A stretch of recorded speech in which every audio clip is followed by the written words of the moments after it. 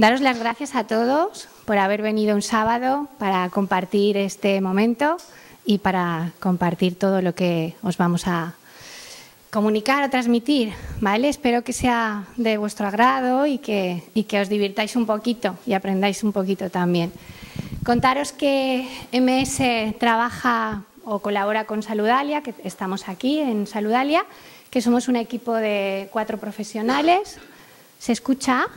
Sí, ¿no? Vale. Bueno, pues eso. Disculparme un poquito porque los nervios los puedo disimular, pero tampoco mucho. Y bueno, pues eso, somos 4 profesionales. Está Armando, que es psicólogo de investigación. Después hay 2 más que no han podido estar porque estaban fuera, que son Sandra, criminóloga, que llevaría en el tema de la mediación el tema de lo que es el acoso escolar y la violencia filoparental, que estaría dentro de lo que vamos a hablar hoy, de la bioresolución. Y está Natalia, que es mediadora y abogada, y yo, que soy mediadora, tanatóloga y, bueno, algunas cosas más, ¿no? He estudiado otras cosas. Iba a hacer una presentación fantástica, pero se me ha olvidado todo. Así que me vais a perdonar, me vais a disculpar. Además, voy a hablar después de esto que estoy sintiendo yo, que es el miedo, y os lo voy a hacer pasar un poco a vosotras, ¿no? Para que sepáis lo que colapsa y lo que a veces, en vez de avanzar, lo que hacemos es quedarnos un poco estancados en el sitio. Os paso a Armando, a mi compañero, que es, pues como os lo he dicho, es parte de MS y estamos trabajando juntos con investigación, a ver qué hacemos con el ser humano, que yo personalmente pienso que es extraordinario y que tenemos unas capacidades alucinantes que no utilizamos, ¿vale? A ver si hoy podemos aprender un poquito de esas capacidades y podemos ser un poquito mejores, ¿vale? Paso con Armando. Buenos días a todos, yo soy Armando Peñalver, soy psicólogo, especialista en investigación. Normalmente investigo con enfermedades neurodegenerativas o con personas mayores cognitivamente conservadas, precisamente para que no dejen de conservarse, para que continúen hasta edades avanzadas con sus capacidades lo mejor posible.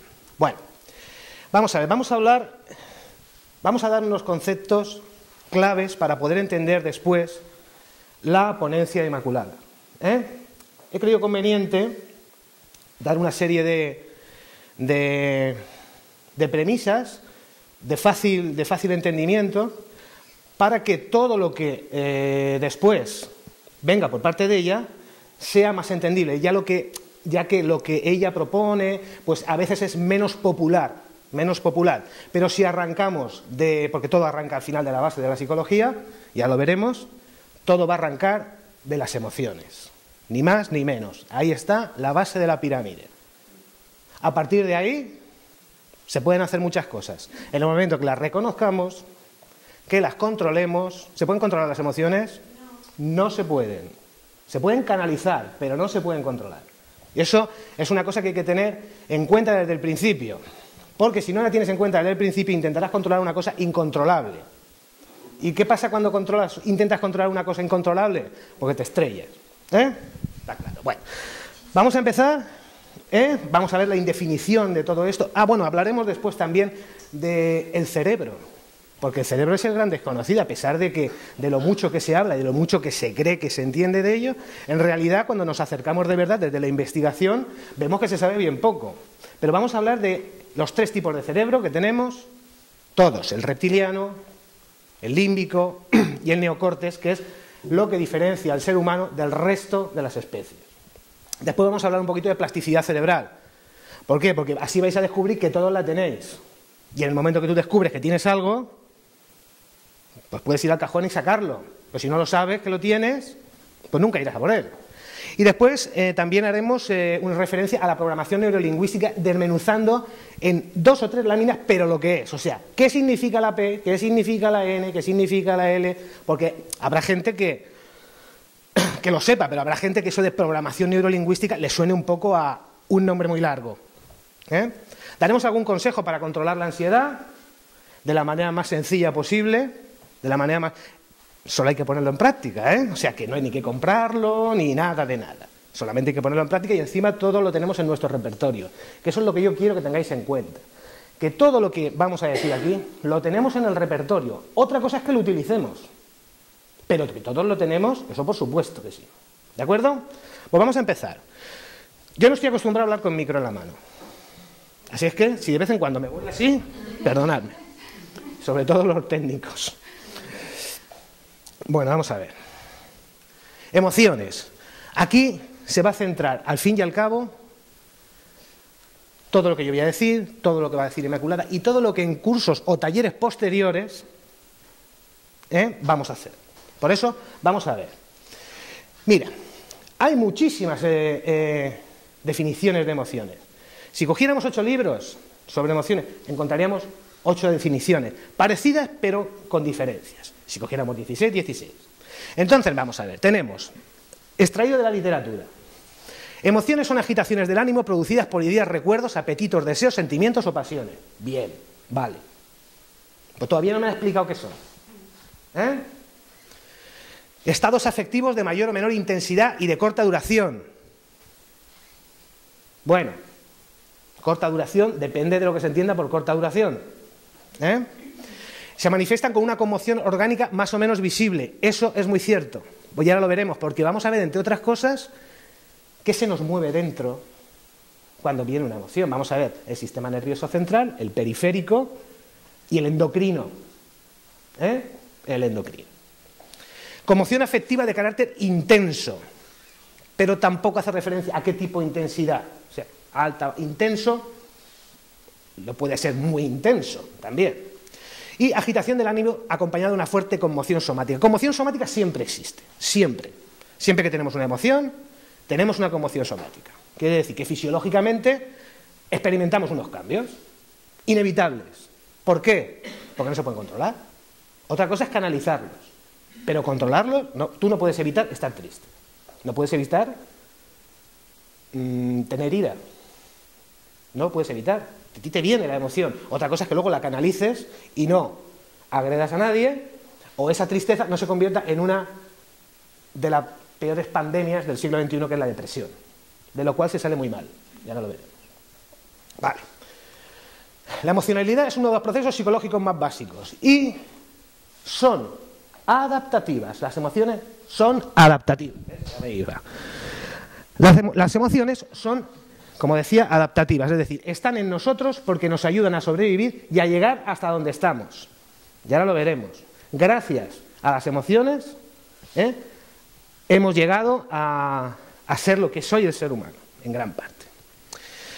Indudablemente, el desarrollo está directamente asociado al desarrollo, el desarrollo emocional está directamente asociado al desarrollo cognitivo y mental. ¿Qué quiere decir esto? Vamos a ver.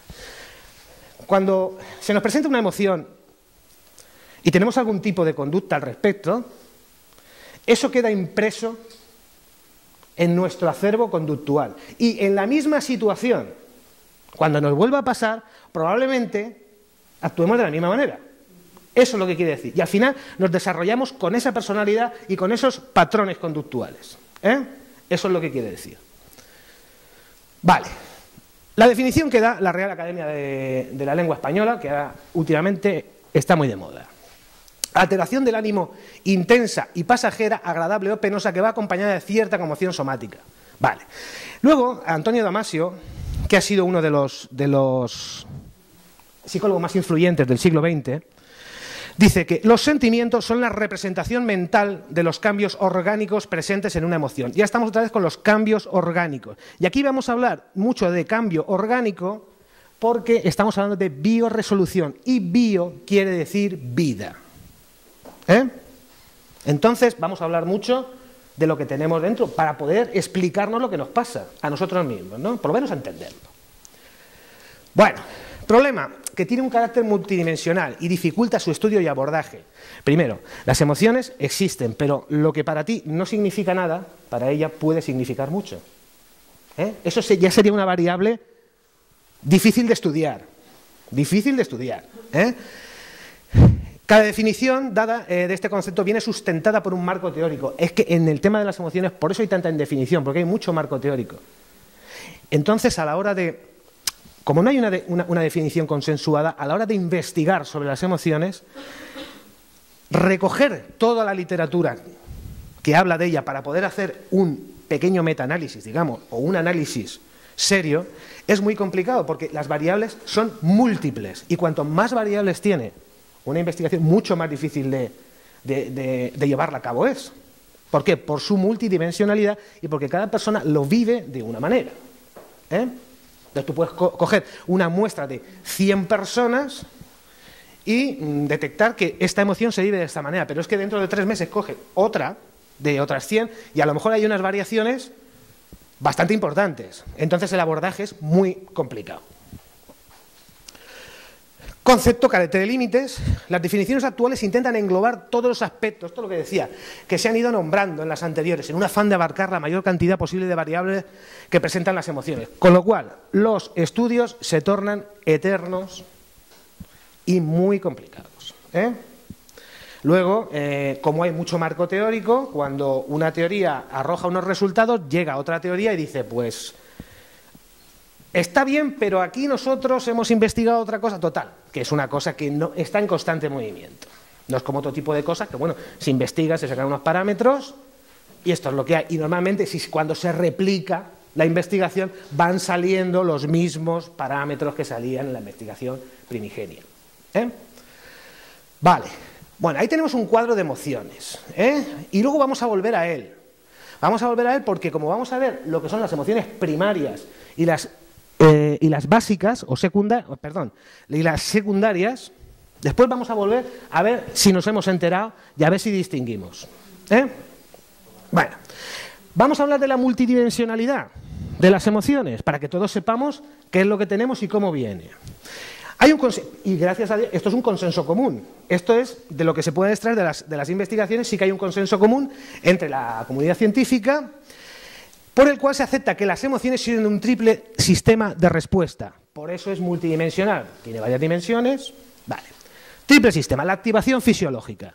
Sistema neurofisiológico endocrino. Cambios en el sistema nervioso central, cerebro. Sistema nervioso periférico. En el sistema nervioso periférico están las neuronas que se extienden fuera del sistema nervioso central, por ejemplo, las efectoras, los músculos. Y luego el sistema endocrino. ¿Habéis oído eso de se me ha disparado la adrenalina? Pues es verdad.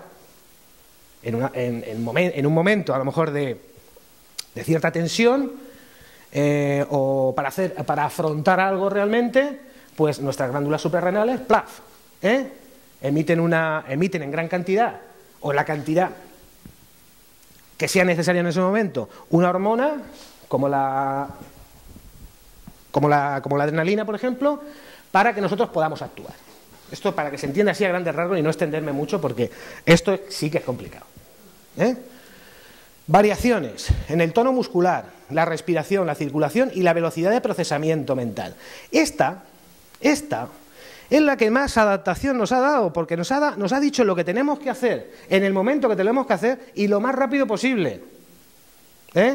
Cuando nos hemos enfrentado a una emoción por un ataque, por ejemplo, una de las cosas que primero se pone en marcha es nuestra velocidad de procesamiento mental para saber si huyo, lo afronto o qué tengo que hacer, pero cuanto antes, porque si me espero, a lo mejor me espero para siempre. ¿Vale? Pero esto se da a una velocidad increíble. Es enseguida, es inmediato. En cuanto sentimos la emoción, varía todo esto varía en cuestión de un segundo. Por eso muchas veces el shock puede ser tan grande que te quedes bloqueado. No aguanta ese disparo. No lo aguanta y te quedas bloqueado o incluso te puedes hasta desmayar. Nos prepara para la acción. En cambios fuertes, moderados, puede dar sensación de parálisis. Que de momento te quedas, sobre todo con el miedo. Te quedas parado, es que no sabes qué hacer. Es que en ese momento estás bloqueado porque el disparo ha sido demasiado, no lo has aguantado en ese momento. En ocasiones extremas puede subir un bloqueo total. ¿A quién no le ha pasado? ¿A quién no le ha pasado, por ejemplo? Adelante.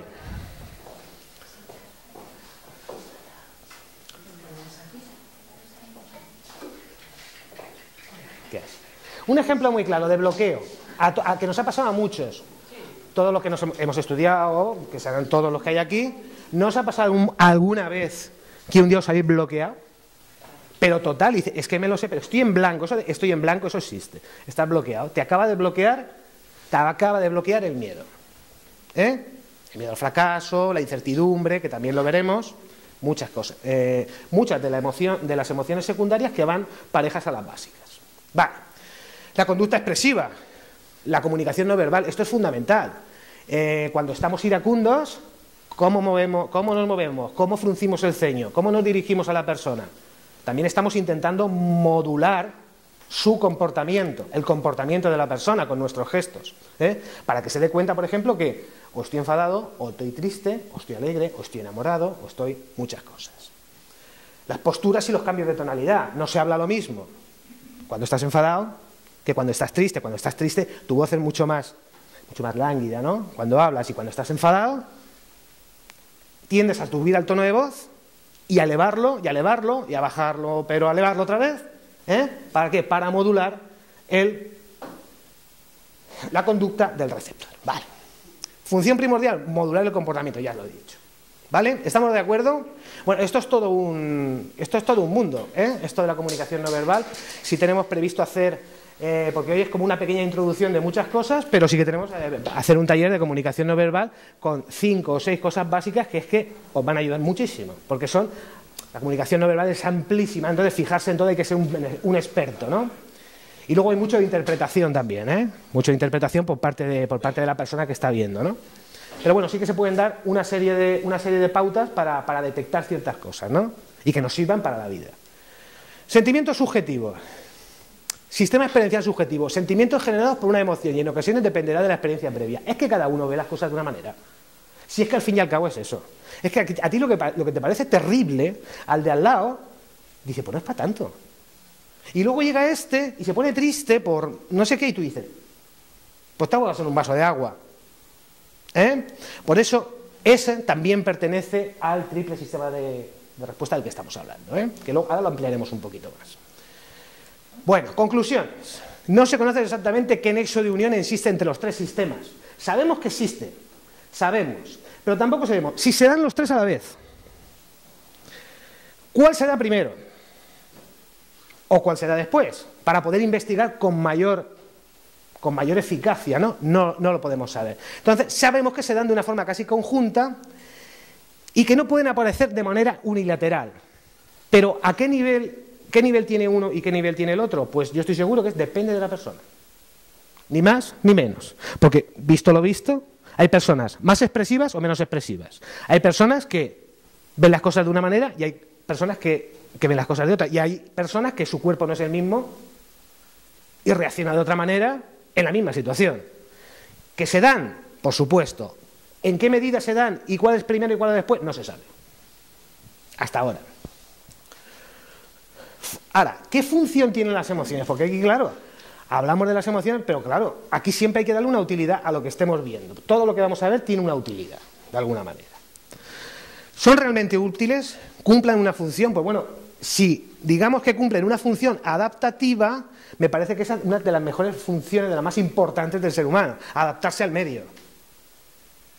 Si estás en un medio hostil, pues llevarás cuidado y precaución de que no te pase nada. Pero si estás en una fiesta, pues a lo mejor eso pues, no se va a dar. O sea, vas a disfrutar y tu emoción va a ser completamente distinta. Vas a estar más desinhibido, etcétera, etcétera.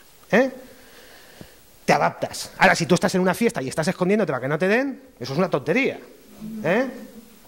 Eso sería un desadaptado. Vale, los hay, Vale, y esto también está aceptado por la comunidad científica.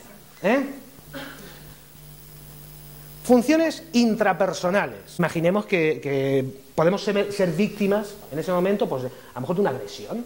¿Qué pasa en nuestro cuerpo?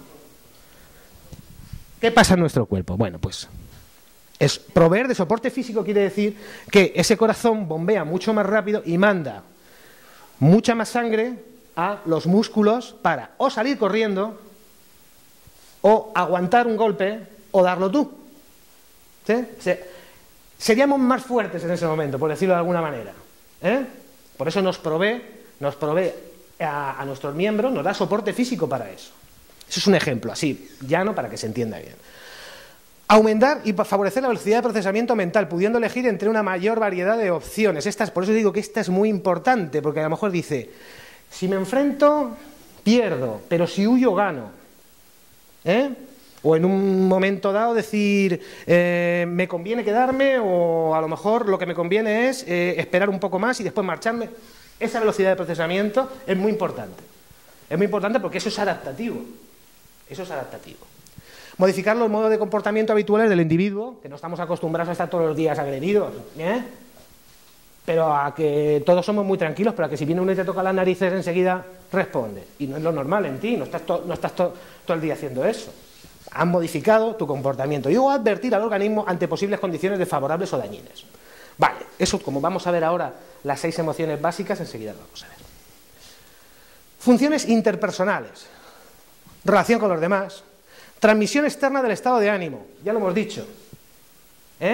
Para relacionarnos con la gente debemos de transmitir nuestro estado de ánimo para que el otro se dé cuenta y poder regular su comportamiento y que él se comporte hacia nosotros dependiendo de la situación o de la acción en la que estemos tomando partido. Adaptar al receptor a nuestras reacciones, lo que hemos dicho antes. Si estoy enfadado, si estoy triste, si estoy alegre, si estoy enamorado, si esté como esté, tengo que hacerlo saber. Aumentar o disminuir nuestra capacidad de relacionarnos, porque a veces no nos interesa relacionarnos mucho, y eso es disminuir. Pues no me interesa este grupo, no me interesa esta persona, me retiro de la acción. O quiero aumentar juntarme con este grupo de gente, entonces pues entro más en el grupo, intento socializarme más, etcétera, etcétera. Esa sería otra función. Función motivacional. Sin motivación no hay acción, eso está claro. Pero la motivación puede ser para ir para adelante o para ir para atrás, no siempre para ir para adelante. O sea, motivación quiere decir es hacer algo con un motivo. Y el motivo puede ser, me voy o sigo para adelante. En función del contexto social en el que estemos. Y regula, claro, por ejemplo, si estamos en una entrevista de trabajo,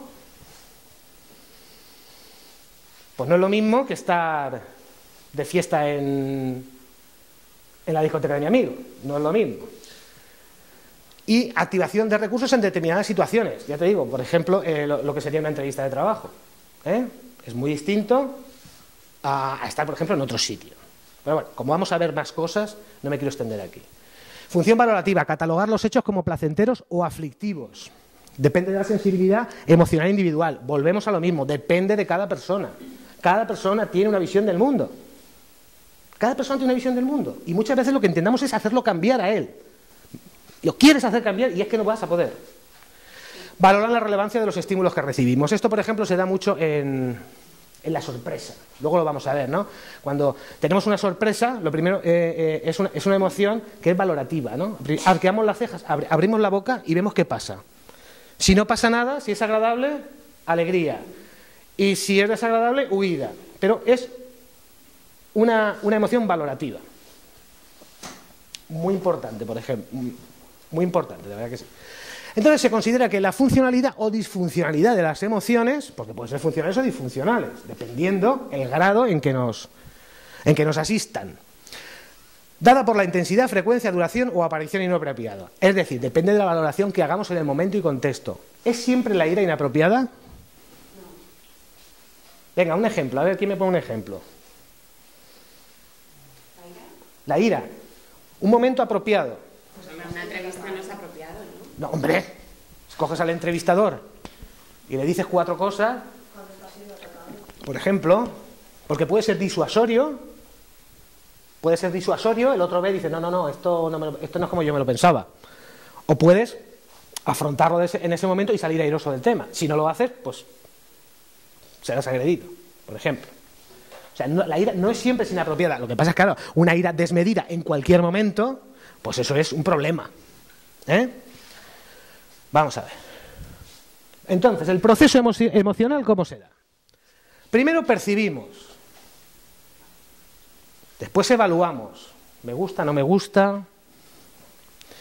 Cambios fisiológicos siempre existen, pero es que esto se da en nada de tiempo. Expresión motora. Nuestro sistema periférico empieza a recibir información y empezamos con los cambios gestuales o con la marcha hacia adelante o con la marcha hacia atrás, dependiendo. Efectos motivadores, pero para seguir o para retirarnos. La palabra motivación no quiere decir siempre adelante, podemos tener motivos para retirarnos de la acción. Sentimientos subjetivos, por supuesto, cada uno aquí piensa lo que quiere, nosotros lo veremos de una manera, otra persona lo verá de otra, y luego el afrontamiento. El afrontamiento puede ser o afronto para adelante o afronto para atrás. O sea, afrontamiento también es decir, me retiro de aquí porque me voy a salir perjudicado. Y también es un método de afrontamiento. Clasificación de las emociones. Dificultades para la unanimidad por parte de la... Otra vez, siempre con las dificultades con las emociones porque es una cosa complicada. A partir de combinaciones de cierta intensidad de las emociones primarias se descuelgan el resto de emociones. Ahí tenemos las 6 emociones básicas. Y estas son las fotos originales que sacó el señor Ekman, que era uno de los psicólogos más influyentes del siglo XX, que son universales, es decir, se dan en todas las culturas. En todas las culturas tenemos la emoción de ira, el asco, la alegría, el miedo, la tristeza y la sorpresa. En un principio eran 4, después la amplió a 6. Y las fotos son en blanco y negro porque esto es del año de la polca, o sea, ya lo hizo hace tiempo. Son terribles, cogió a los 6 más feos de Estados Unidos y los puso ahí. ¿Sabes? Pero bueno, sabríamos distinguir esta que es y esa.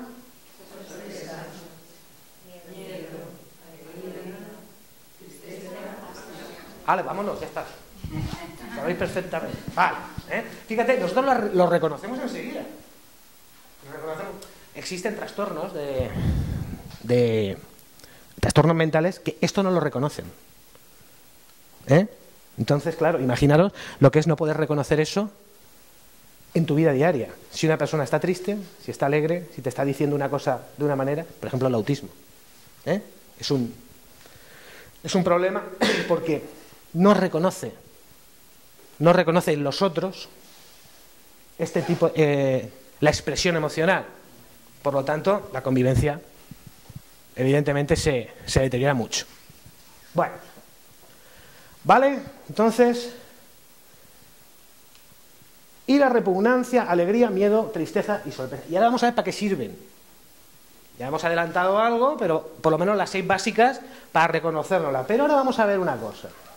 Vamos a ver si ya habéis enterado. Aquí teníamos un cuadro. Ya hemos dicho que esas son las básicas y a esas van adscritas las secundarias. Por ejemplo, la fobia, ¿a cuál la asociaríais? Al miedo. Y además es trastorno. La fobia, dependiendo de la intensidad, puede ser un trastorno. ¿Y el pesimismo? Muy bien. Vale. ¿Y el éxtasis? ¿A cómo? Alegría. Muy bien. Sí. ¿Y la rabia, por supuesto? Vale, bueno, pues, como veo que lo sabéis muy bien. ¿Y el duelo? ¿Y a qué más? Y a la ira, ¿Verdad que sí, jefa? Claro que sí. Vale. Bueno, pues esto es un cuadro. Lo pongo porque después una de las cosas más importantes que tenemos que hacer para poder dominar de alguna manera o canalizar esto es reconocer qué nos pasa. Porque mientras reconocemos lo que nos pasa, las cosas se nos pasan. Un poco. Es un juego de palabras que ahora lo explicaré. Bueno, emociones básicas y secundarias. La alegría, inhibición de sentimientos negativos. Efectivamente, vosotros sabéis que si estamos tristes y de momento nos dan una alegría, parece que ya estamos menos tristes. Ya vemos la cosa de otro color. Es muy positiva. Muy positivo. Recuperación más rápida de la perturbación. ¿Por qué? Porque fisiológicamente es contrario a lo que se da cuando tenemos una gran perturbación. Entonces recupera todo lo que, por ejemplo, nos ha hecho de alguna manera daño antes, ¿no? Por decirlo de alguna manera, la alegría vuelve a restaurar. Por eso hay que estar siempre como lo más alegre posible. Alegre siempre, pero lo más alegre posible. Fomenta la conducta de afrontamiento, revelando variedades de soluciones y objetivos. ¿Ven las cosas? ¿No os ha pasado cuando estéis contentos? Veis lo que veíais ayer negro, hoy lo veis gris. o más tirando al blanco, y tener razón. O sea, esto sin irnos al extremo, por ejemplo, de la manía, que eso es un estado de alegría desbordada y permanente, que lo único que te hace es salirte fuera de la norma, y no estar con los pies en el suelo. Por eso siempre pongo el caso extremo. Bueno, satisfacción, deleite, éxtasis y rapto. Rapto no quiere decir que vayan a raptar a nadie. Rapto es la comunión mística con Dios.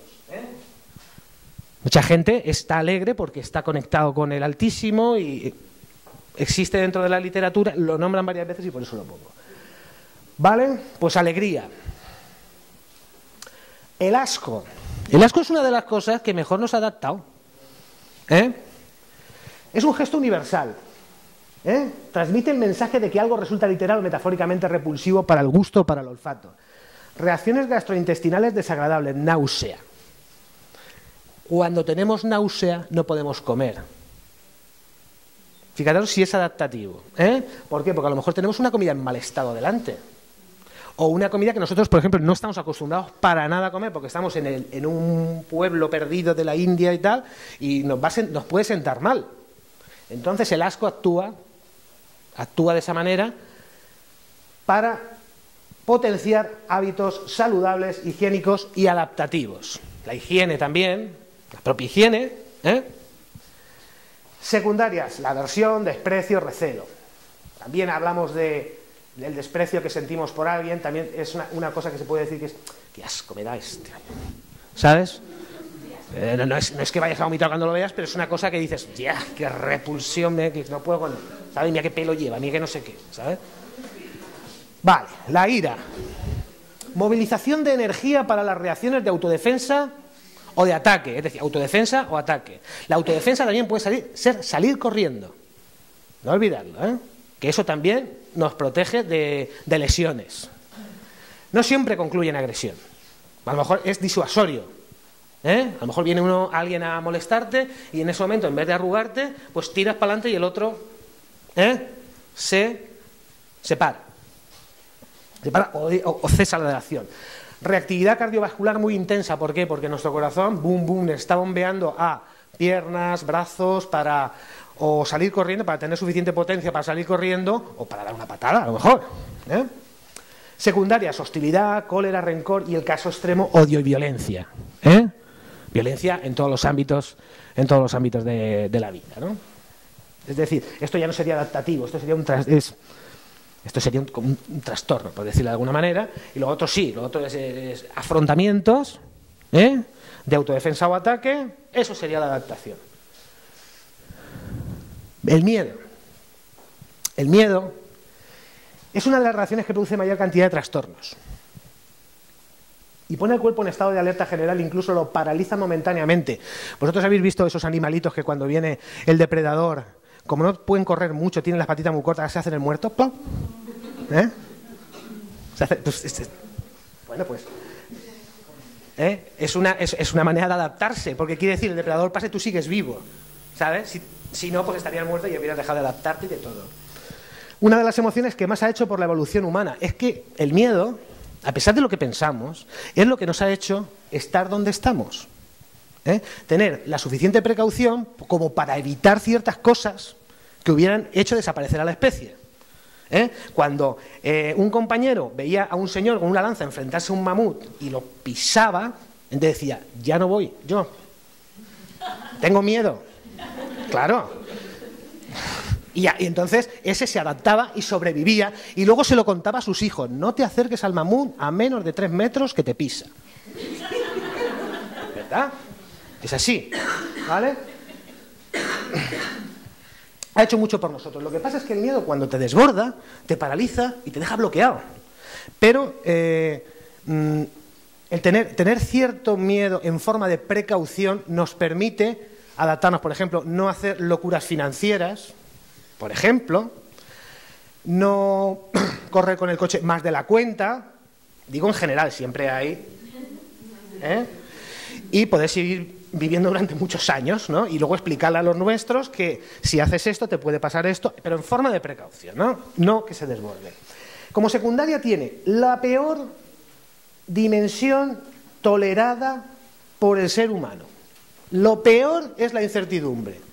Yo tengo una ponencia solo de la incertidumbre, porque es que se podían escribir tratados enteros. Es lo peor tolerado por el ser humano, el no saber qué va a pasar.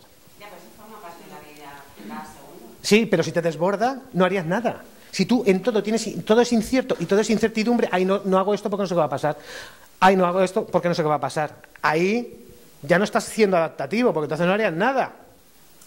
No harías nada. O sea, es muy el tema de qué pasará con mis hijos, qué pasará con mi salud, qué pasará con qué pasará con mi trabajo. Esa incertidumbre, eso es lo peor tolerado por el ser humano. Porque te lleva a trastornos.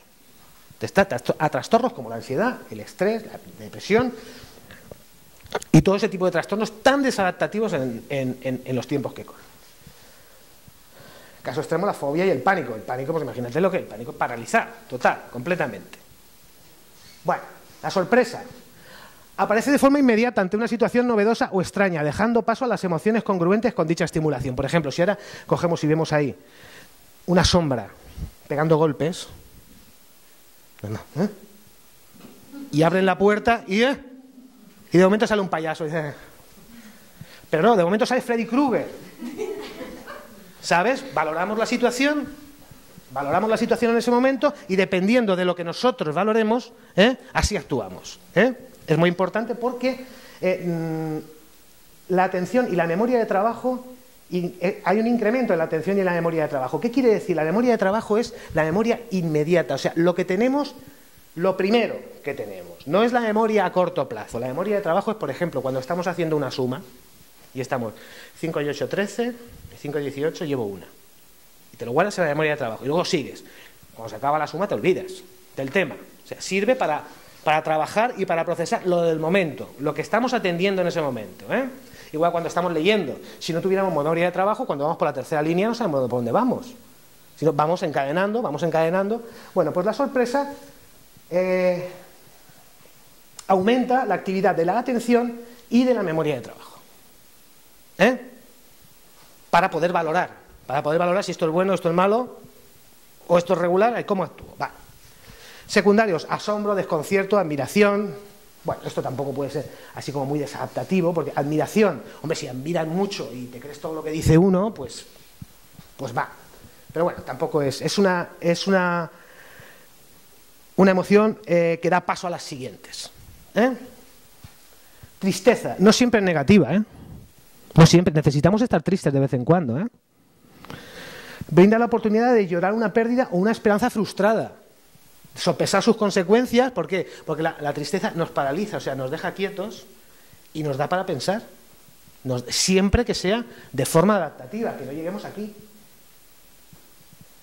Que no la sostengamos mucho tiempo y lleguemos a una depresión.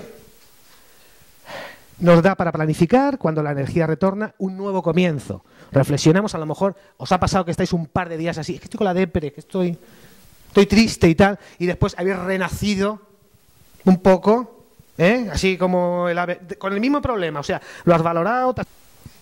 Y luego veréis como todo esto, no hace falta que apuntéis ni nada, porque esto lo tenemos todos en nuestro acervo conductual. O sea, lo vais a entender a la primera, y después lo vamos a resumir en una frase. Bueno, es entrenable como todo, Cuando viene hay que entrenarlo, No hay nada, a mí no me sale un músculo así si no voy al gimnasio. Y no me va a salir nunca porque no voy. Es entrenable. Requiere práctica y en consulta siempre se aconseja, yo siempre la consulta, vamos a practicar, a ver si te entra en la cabeza, al final entra. Porque con la práctica las cosas, pasa una cosa, se automatizan. ¿Os acordáis la primera vez que cogisteis un coche? El pie, el espejo, la mano, el volante, madre mía, coordinar todo esto va a ser terrible. ¿Y ahora cómo conducís? Oyendo música, hablando por el móvil, que no se debe,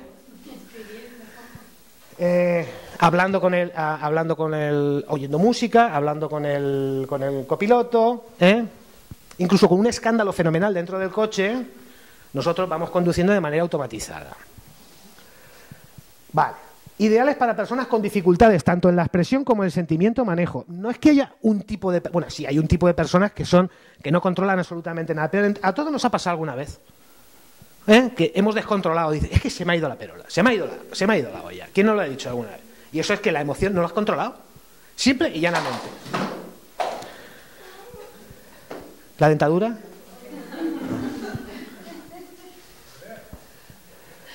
Bien, pasos. Venga, a ver quién no se sabe esto. Acéptala, no la puedes controlar, porque ya lo hemos dicho yo, y la señorita de la gorra que también ha contestado enseguida. Pero sí canalizar, no la ignores, ni la escondas, si al fin y al cabo es adaptativa. Al fin y al cabo es adaptativa. Y eso es lo que tenemos que tener en cuenta, que esa emoción es adaptativa, y que si viene es por algo, porque detrás de eso va a venir una acción, por nuestra parte. Lo que no puede ser es paralizarnos, porque entonces ya nos hubiéramos desbordado, pero de forma normal vendrá y nosotros actuaremos de alguna manera. Identifícala o identifícalas, pueden ser más de una, como hemos dicho con el duelo, por ejemplo, ira y tristeza, pueden ser las dos. Entonces tú cuando te paras a identificar lo que te está pasando, la cosa se te va pasando, porque lo empiezas a entender. ¿Ves lo que me has dicho antes, que no entendía muy bien lo que te estaba diciendo? Cuando tú empiezas a valorar lo que tienes, te sientas y dices, vamos a ver, ¿qué estoy sintiendo? Ira. Y dentro de la ira, ¿qué tengo? Cólera, rabia, resentimiento. Ponte a pensar, verás cómo la cosa va disminuyendo. Va disminuyendo. Nunca le dé más importancia de la que tiene. Muchas veces solo son percepciones propias y subjetivas. ¿Cuántas veces? Aquellos están hablando de mí. Pues seguro que, y a lo mejor nos ha pasado a todos. Vemos las cosas de una manera que no son. No tenemos pruebas para ver cómo son, pero nosotros decimos que son así. Ahora lo veremos. Muchas veces solo son percepciones propias y subjetivas. ¿Veis? ¿A qué es fácil? ¿A qué se puede memorizar esto fácilmente? ¿Se puede memorizar fácilmente? El problema que tengo es la percepción. Bueno, Esa palabrita. ¿cómo percepción? Sí. ¿Que no entiendes la palabra percepción? La percepción está todo. Claro, pero es que ahora verás como esto finaliza con una frase, al final de la ponencia verás cómo me dices, ya las sacas. Porque el tema de la percepción es muy importante, porque depende de cómo percibas tú las cosas, pero quiere decir, cuando tú ¿siempre es verdad lo que percibes? Para ti sí, No, para ti sí. Para ti sí, vale. Y después resulta que no es así, y es adaptativo o desadaptativo. Adaptativo no, desadaptativo total. Porque si tú estás creyendo que está pasando una cosa que no está pasando, y después, ¿qué pasa? ¿Que nadie te lo puede hacer ver? Te digo, oye, no, te has equivocado, es que esto era así. No puede ser, ¿ves? Una manera subjetiva de ver la vida. Subjetiva no, a tu modo. Vale. No permitas que te perjudique, es transitoria, siempre es transitoria. Durará más o menos, pero es transitoria. Y en mucha medida será lo que tú quieras que dure. Lo que tú quieras que dure. Si la vives, la aceptas, tomarás el control de la situación. Ahora, una cosa muy importante, disminuye tu acción fisiológica, disminúyela, porque estás muy alterado, muy alterada, estás muy alterada y no te deja, tu cerebro está demasiado ocupado con bajarte a la tierra, o sea, que cojas tu línea base otra vez. Entonces, desactivando esa activación, valga la redundancia, fisiológica, céntrate en la respiración, porque cuando nos centramos en la respiración es una cosa fundamental, porque si no nos moriríamos. Entonces tú cuando te centras en la respiración, entonces, da igual que la hagas mejor, que la hagas peor, pero el cerebro se va ahí, dice, voy a controlar la respiración, como no podemos hacer dos cosas a la vez, porque no estamos preparados. El cerebro en ese momento te ayuda en ese momento, con lo cual te dará la posibilidad de reevaluar la situación y procesar de nuevo. Esto siempre es así y siempre da resultado. Pasa que hay que entrenarlo. Y al final todo esto se resume en una frase que todos decimos y nadie hace. Cuenta hasta 10 y respira. ¿Verdad? Pues es esto. Para que si os digo yo que soy psicólogo, pues parece que, pues no, es lo mismo. Quiero decir con esto, que todo lo tenemos en nuestro sí. Pero es que a mí cuando dices lo de vívela y acéptala, yo me lo tomo por el otro lado. Pero es que eso es lo que no tienes que hacer. O sea, yo, si tengo rabia, el vívela es como, bueno, pues ya la dejo llegar. Claro, pero vamos a ver, pero no de una manera desadaptativa, o sea, no te pongas en medio de la plaza del pueblo a decir, la vida es no sé qué, no sé cuánto, sino vivénciala, pero en un sitio donde lo puedas hacer. O vamos a ver, a lo mejor tu amiga del alma, y se lo cuentas a ella, hay que ver lo que me ha hecho el tío este, no sé qué, no sé cuánto, y ahí lo sacas, la vives y la aceptas. Pero claro, si lo haces de una manera desadaptativa, pues al final serás perjudicada tú. Ahí, eso es una manera de controlar, o sea, el decir, espérate, me voy aquí y aquí chillo. ¿Tú has visto esos que se van en medio del campo y pegan un grito? ¡Ah! Dices, qué bien, ya está. Pues eso es controlar. Eso es controlar, ¿has entendido ahora? ¿Siempre es positivo contra hasta 10? ¿Perdón? ¿Siempre es positivo contra hasta 10? Hasta 10 o hasta 20. ¿Eh? No, reevaluar. Tú tienes que reevaluar cuando tu activación psicológica haya disminuido. No reevalúes con la misma activación fisiológica que tenías cuando estabas súper mosqueada, porque volverás a estar igual. Cuando te baje esa activación fisiológica, que tú notas que te ha bajado porque notas que ya no sudas, no te sudan las manos, el corazón no late tan deprisa, es decir, estás más tranquila, entonces reevalúa la situación. Y lo puedes hacer 1, 2, 3 veces, te aseguro que a la quinta estás harta de reevaluar y al final cambias. Cambias, ¿sabes? Y contar hasta 10, se puede contar hasta 20 también, ¿vale? No hay problema. Yo a veces tengo que contar hasta 100. ¿Vale? Continuamos. El cerebro. Todo el mundo lo tiene. Algunos parece que se lo dejaron en el útero materno, pero bueno. Normalmente todos tenemos uno. Vale.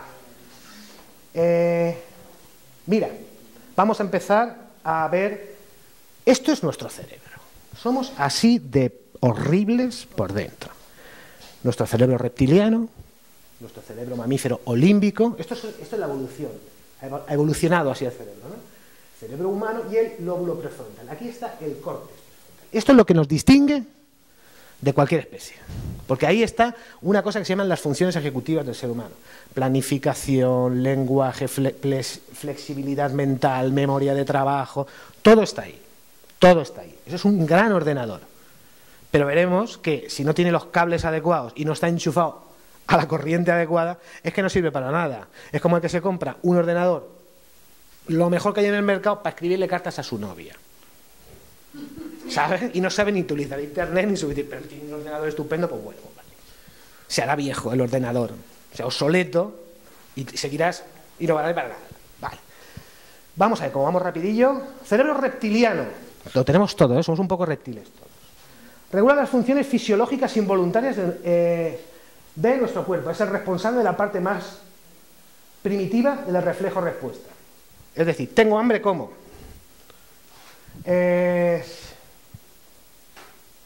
Respirar involuntariamente. No somos conscientes de respiración. Control hormonal y de la temperatura. Hambre, sed, motivación reproductiva, respiración. O sea, lo más básico, lo que está en la base de todo. Ese es el cerebro reptiliano. Ese es el más antiguo de todos. El más antiguo de todos. De ahí se fue evolucionando y llegamos al mamífero olímbico. Aquí vamos a hablar del neolímbico. Por eso estoy introduciendo. Asiento de movimientos emocionales como el miedo, la ira y centro de la afectividad. Es decir, ¿qué hay en el límbico? Las emociones están en el límbico. Pero vamos a ver, esto es una cosa probada. Esto no es una cosa que nos hayamos inventado nosotros. Esto está probado. Porque en el límbico existen unas estructuras que son el centro de la afectividad. Y hoy día se sabe muy bien gracias a las técnicas de neuroimagen.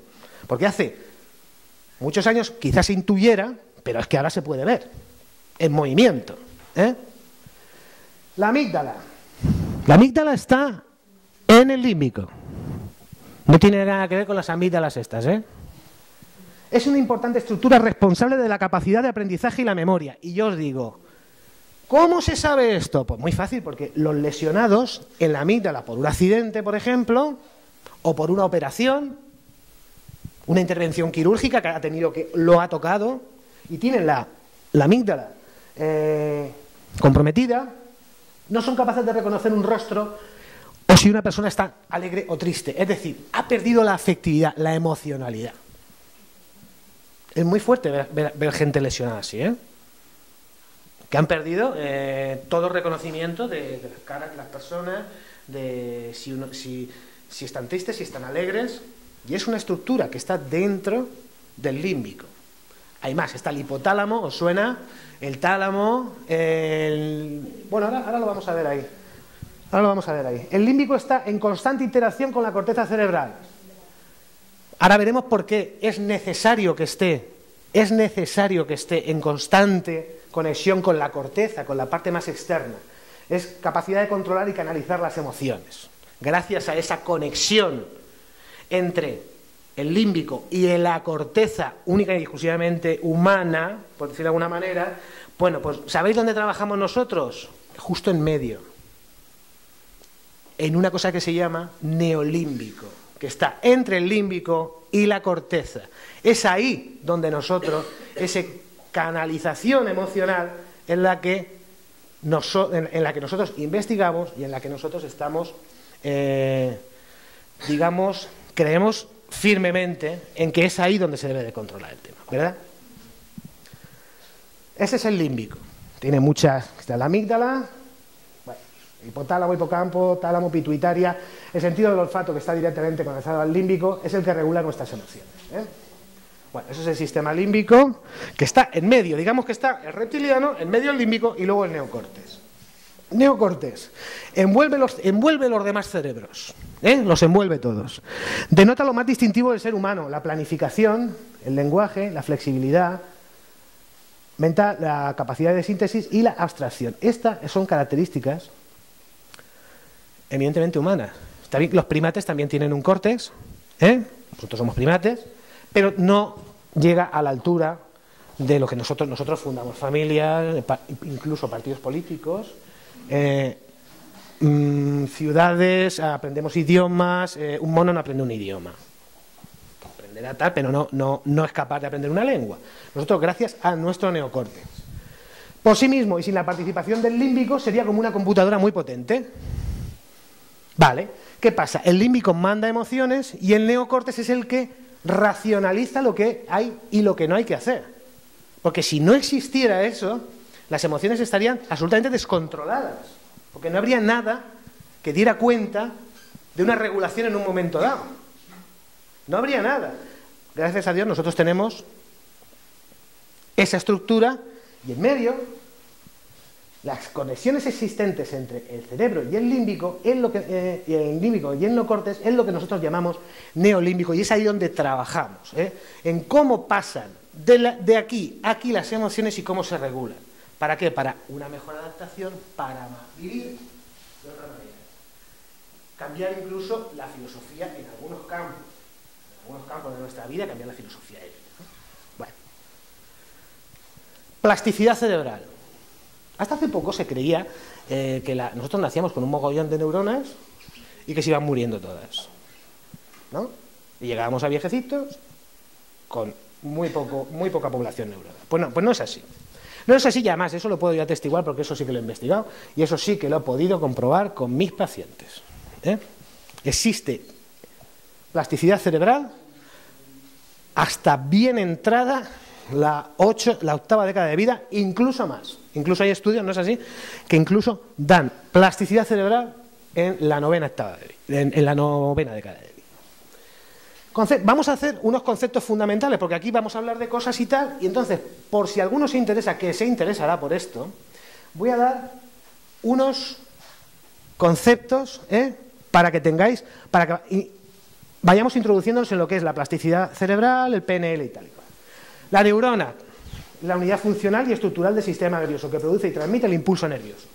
Tenemos 100.000 millones de neuronas solo aquí. La sinapsis, pues lo que une neurona con neurona. Lo que une neurona con neurona, porque gracias a eso se conectan una con las otras. Esta manda el impulso por aquí, y esta se la manda aquí, y esta se la manda aquí, y esta me la manda al pie y lo muevo. Concepto de reserva cognitiva. Esos conceptos son relativamente nuevos, pero están muy bien investigados. Además hay un grupo de españoles en una de las universidades que lo investigan muy bien y han editado varias cosas al respecto. Y sobre eso he basado yo mucha de mi investigación. Es reserva cognitiva, es reserva, ¿eh? Es la relación significativa con niveles educativos altos, actividades profesionales, ocio, actividad física y tamaño de las redes sociales. Es de origen cualitativo, es riqueza de estímulos. Cuanto más riqueza de estímulos hayamos tenido en nuestra vida, más reserva cognitiva tenemos. Y esa reserva cognitiva tiene otro concepto, que es la reserva cerebral, es decir, a través de esos novedades, de esa estimulación extraordinaria que hemos tenido a través de nuestra vida, nuestro tamaño cerebral y número de neuronas y densidad de conexiones aumenta, es decir, cuanto más rico en estímulos en nuestra vida, cuanto más cositas hacemos, más reserva cerebral tenemos. Y esto nos protege contra enfermedades neurodegenerativas. La cantidad de conexiones sinápticas que tenemos. Cada vez que hacemos una cosa y que sea novedosa, al principio veréis que nos cuesta. Pero después le coges el tranquillo, como se suele decir. ¿Qué ha pasado? Que hay una cantidad de conexiones sinápticas que se han fabricado en el momento en que tú estás haciendo eso y que ya han trazado un camino, y cada vez que lo haces te cuesta menos, porque ya tienes esa cantidad de conexiones sinápticas adecuadas y adaptadas a esa habilidad. Es decir, si tenemos más habilidades o más riqueza estimular, tendremos más neuronas y más conexiones sinápticas, lo cual soportaremos mejor una patología cerebral. Eso es muy importante, porque eso sí que además se puede, es que a eso se puede ver. O sea, se puede ver al microscopio hoy día, con neuroimagen, ¿sabes? Gente que ha tenido una vida pues muy rica en estímulos, que ha viajado mucho, que ha estudiado mucho, que ha dedicado mucho tiempo al arte, por ejemplo, tienen una cantidad de conexiones sinápticas significativamente mayor que una persona que no ha hecho nada. Y estamos hablando de casos extremos, en medio estamos todos nosotros. Casos extremos, es de ahí donde se investiga. Vale, entonces, ¿queda claro lo que es la plasticidad? Son cambios. El plástico cambia. Tú coges una bolsa, arrúgala, ¿qué sigue siendo? Una bolsa. Haz así, hazle un nudo, ¿qué es? Una bolsa de plástico. Pues lo que sea. Siempre, no deja de ser lo que es, ¿no? Pero le puedes dar varias formas. O un papel. Hacemos papiroflexia y hacemos una flor, una pajarita, un barquito y tal. ¿Y al final qué es eso? Un papel, con varias formas. Vale. Máxima fundamental de la plasticidad cerebral. Úsalo, piérdelo. Úsalo, piérdelo. Si lo que no uses, se acabará. Será como un camino que se llena de maleza. Un camino que se llena de maleza. Si tú nunca pasas por ese camino, pues la maleza lo tapará. Pero si pasas muchas veces, no dejarás que crezca. Siempre habrá un camino por el que transitar. Aunque declina con la edad, evidentemente, no vamos a decir que con la edad existe a lo largo del ciclo vital. A lo largo del ciclo vital quiere decir en todo el ciclo vital. Pero claro, que declina. ¿Tus rodillas son las mismas a la hora que cuando tenías 20 años? No, y las mías tampoco, aunque lo parezca. No. El ser humano tiene una cosa que en el momento que se libera de ella, empieza a vivir, que es la rutina. Está claro que tenemos que rutina porque tenemos trabajos, hijos y tal, pero es que estamos acostumbrados a ir a los mismos sitios, a los mismos bares, con los mismos amigos, vestimos más o menos igual, vamos a las mismas tiendas siempre, es que somos muy rutinarios, ¿sabes? Entonces, cuando cambiamos, claro, el cerebro de momento, el cerebro es muy vago, es muy vaguete, siempre te lleva otra vez al sitio, a lo mismo, pero no te tienes que dejar, tienes que buscar estimulación. Si siempre voy de aquí a mi casa por aquí, pues ahora me voy a ir por allí, o me voy a ir por allá. Cambios para que el cerebro esté activo, se mueva. Evidencia empírica, cuando digo evidencia empírica es que está investigado, sobre la capacidad regeneradora neuronal y establecimiento de conexiones sinépticas. Eso no cabe la menor duda porque con neuroimagen se ve. El proceso se realiza de forma estructurada mediante estímulos novedosos, proporcionando nuevas sinapsis. Estímulos novedosos o incluso recuperar habilidades que habéis tenido de jóvenes o que hemos tenido y que ahora no las tenemos, pero podemos hacer algo. Podemos hacer algo. A lo mejor tocabas la guitarra y lo has dejado durante 10 años y dices, voy a recuperar esto. Voy a quitar el camino, voy a quitar la maleza del camino. Voy a hacer más caminos. Voy a hacer más caminos en mi cerebro, más conexiones sinépticas.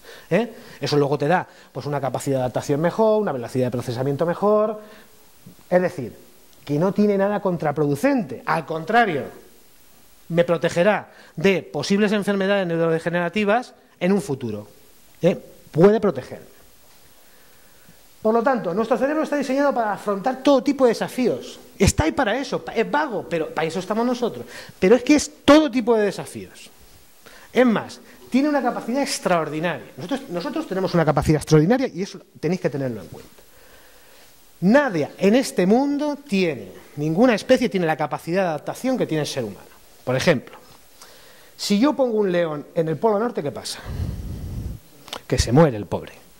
Y si pongo un oso polar en la sabana, se muere, ¿verdad? Ahora pone un hombre. Se adaptará, comerá lo que pueda, se vestirá, se hará una casa, se adaptará y sobrevivirá. Pues esa capacidad no solo la tiene Robinson Crusoe, la tenemos todos. La tenemos todos. Lo único que tenemos es tener ganas de llevarla para adelante y de utilizarla, de utilizar ese gran ordenador, eso que tenemos tan maravilloso.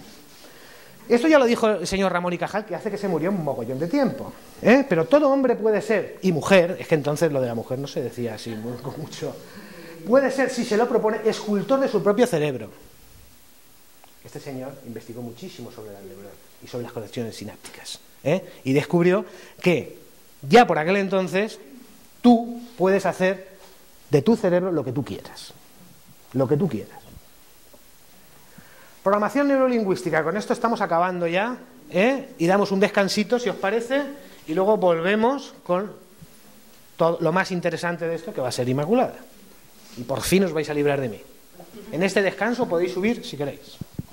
No vamos a... ¿Vale? No, pero por mi culpa, no por la tuya. Me dice, no vaya a ser que salga otra vez este, ¿y ahora? Bueno, programación neurolingüística. Aquí he querido poner un diagrama de estos que hay por internet, pero que es muy clarificador, ¿no? Aquí hay una serie de infinitivos, verbo ser, creer, poder, hacer. Bueno, ¿de dónde vengo? ¿Por qué pienso como pienso? ¿Quién soy? De este modo. Eso sería nuestra identidad, el ser. Las creencias nuestras. Somos prisioneros de nuestras creencias. Nos creemos todo lo que nos queremos creer. Capacidades, estrategias, pensamientos, emociones. Aquí en emociones entraría la capacidad de canalizarlas. Si tú tienes capacidad de canalizarlas, tienes pensamientos que te llevarán a unas buenas estrategias. Es que va todo encadenado, en psicología va todo encadenado. Comportamientos, ya manera de actuar una vez. Estrategias y pensamientos que tenemos aquí, entonces los llevamos a la acción. Con lo cual modificamos nuestro ambiente, modificamos lo que nos rodea. ¿Por qué? Porque ya no actuamos de la misma manera. Ya hemos modificado algo. Si me junto con otra gente diferente a la que me estaba juntando hasta ahora, pues, que no quiere decir que la tenga que abandonar, sino que tenga que ampliar mi repertorio, pues ya cambio mi ambiente. Porque esa gente pensará de otra manera, irá a otros sitios y yo los acompañaré. Vale. Estos dos señores fueron los padres de la PNL. Voy a decir PNL porque es que programación neurolingüística es muy largo. Estos dos. Uno era informático y el otro era psicólogo y lingüista. Lingüística he puesto, pero es lingüista. Investigaron sobre ciertos tipos de terapias de intervención que utilizaban algunos psicólogos, los cuales obtenían muy buenos resultados en tiempo breve. Había 3 psicólogos en Estados Unidos que eran muy famosos porque muy brevemente, sacaban a sus pacientes adelante, ¿no? Entonces, bueno, investigaron sobre gente ya muy experta, en muchos años, todos los casos, o la mayoría de los casos que esos investigadores y gente que comulgaba con esas ideas tenían. Entonces hicieron una larguísima investigación porque fue muy larga y gracias a eso diseñaron la PNL. Vale, vamos a ver, para el que no lo sepa, vamos a ir poquito a poco, porque luego todo esto va relacionado con toda la mediación antes del nacimiento, el análisis transgeneracional y todo el rollo este. P, programación, así facilito para que se entienda. Actitud para producir y aplicar programas de comportamiento.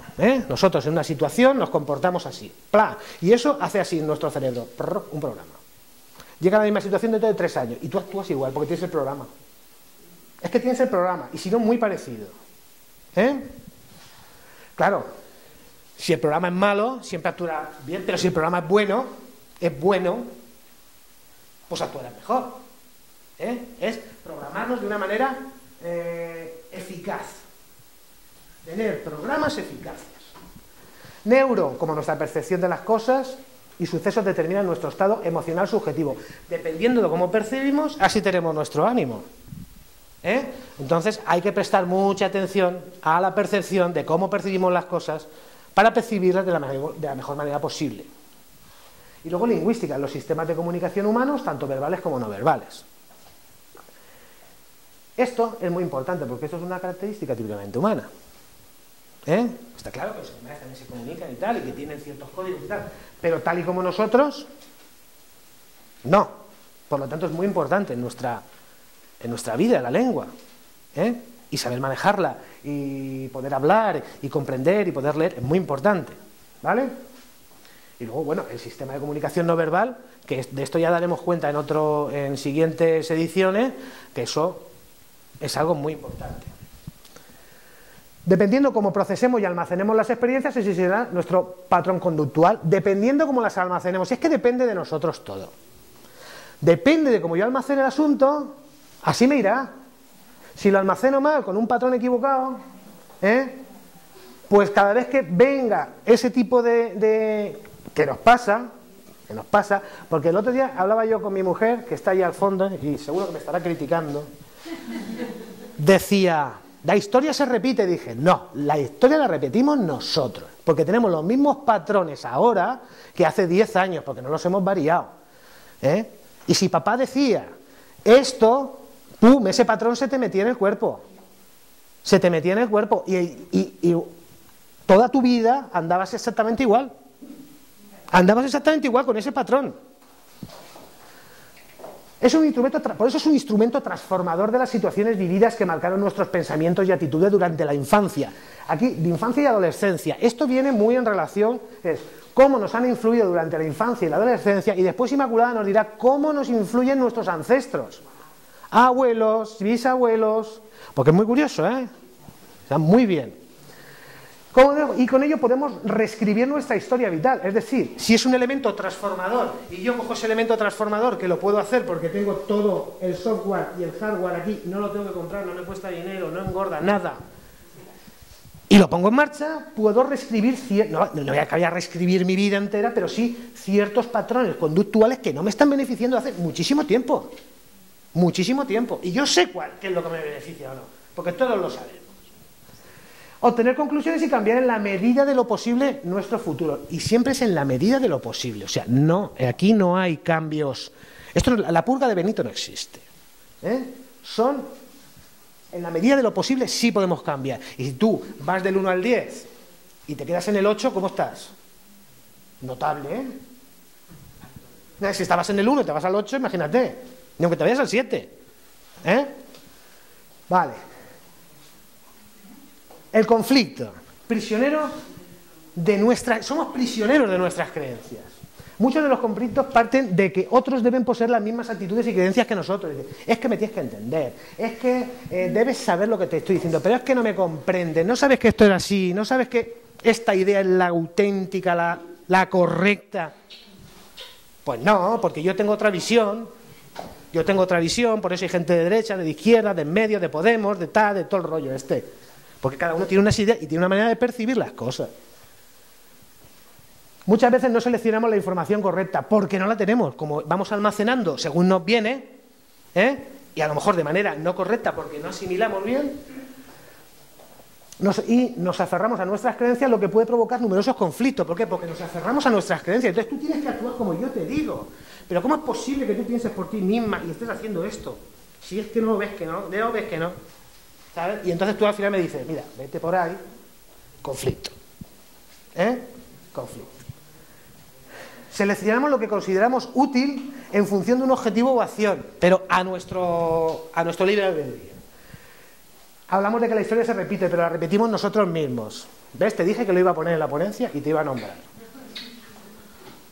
¿Vale? Por lo tanto, el primer paso de la PNL será agudizar la percepción para evitar interpretaciones erróneas. Es decir, tenemos que ver las cosas tal y como son, o intentar verlas de la manera que mejor nos convenga, sin engañarnos, por supuesto. Mira, el otro día yo tenía una paciente, voy a explicar, es que esto es un caso real. La veo, ¿cómo te va? Tal y cual, bien. Voy a hacer una reunión y voy a invitar a 10 o 12 mujeres a merendar para captar gente para mi empresa, para que se hagan vendedoras mías. Yo soy la jefa, tengo 3, pero necesito más gente. Ah, pues me parece muy bien. ¿Qué consejo me da? Bueno, pues claro, le cuento ahí, vale. Se va. A los 3 o 4 días la veo. ¿Qué tal? Fatal. Bueno, ya venía mal de entrada. Es que yo esto no lo voy a saber hacer, es que no lo he hecho nunca. Es que yo soy un inútil, es que yo me pongo nerviosa, es que yo no sé qué, es que yo no sé qué. Mal vas. Si vas con esa actitud a ese sitio a captar gente, la tienes clara porque se te nota, se te ve el plumero. Bueno, monta toda la película. Tú fíjate que manera de ver las cosas, dice, fatal. Una he captado. Terrible. Digo, hombre, una nada más. Te vamos a ver. ¿Y por qué no piensas que si tienes 3 personas, ya has captado una, has aumentado tu plantilla en un 33%? ¿Quién aumenta en un ratico la plantilla en un 33%? Piénsalo así. No piensas que has captado una. Tenías 3. Tienes una más, tienes el 33% más que tenías antes. ¿No es eso no es mejor pensar eso que decir, he cogido una, qué mal? Digo, si ahora cada vez que tú haces una reunión de este tipo, captas a una y dices, uy, maravilloso, digo, pues entonces no sé qué esperas. No sé qué esperas, ¿cómo piensas de esa manera? Si acabas de aumentar tu plantilla en un 33% y por tanto tus ingresos también. Otra cosa es que luego la vendedora sea un petardo, eso es otro tema. Pero eso a todos nos arriesgamos. ¿Veis esa manera de pensar distinta? Además ella lo verbaliza, como neurolingüística, o sea, ella percibe que no lo puede hacer bien.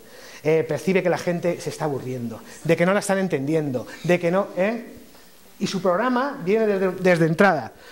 Soy muy burra, nunca lo he hecho, fatal, y lingüísticamente se está hablando a sí misma. Bueno, pues eso sucedió. El primer paso de la PNL será agudizar la percepción para evitar interpretaciones erróneas. Esto lo dice el señor Moll, que es un estudioso de la PNL. Por lo que hablábamos antes de la percepción, hay que agudizar la percepción. ¿Por qué? Porque es que encima lo tenemos en nuestro repertorio conductual, es que somos maravillosos y es que tenemos percepción, atención, memoria de trabajo, tenemos de todo. Pues hay que utilizarlo un poco. Resumen de todo. Esta frase me la dio, la publicó Inmaculada y me gustó mucho. Dice, aquellos que no aprenden nada de los hechos desagradables de sus vidas, fuerzan a la conciencia cósmica a que los reproduzca tantas veces como sea necesario para aprender. O sea, te lo repite y te lo repite, a ver si aprendes de una vez y a ver si aprendes de una vez. Lo que enseña el drama de lo sucedido. Y esto es lo más importante, lo que niegas te somete y lo que aceptas te transforma. Lo que niegas te somete y te volverá a repetirlo hasta que lo aprendas. Y lo que aceptas, por supuesto, te transforma. Pues tú tenías un pensamiento sobre esto y llegas a tener otro y ya te has transformado. Y en el momento que seáis capaces de transformar 1 o 2 pensamientos, todo lo demás viene solo. Porque os acostumbráis a una filosofía de vida que en según qué casos y en según qué ámbito os vendrá muy bien para cambiar ciertos patrones. Bueno, yo ya he terminado, yo os dejo. Ahora vamos a hacer un descanso. Muchísimas gracias por vuestra atención. Habéis estado todos muy calladitos y muy bien. Muchísimas gracias.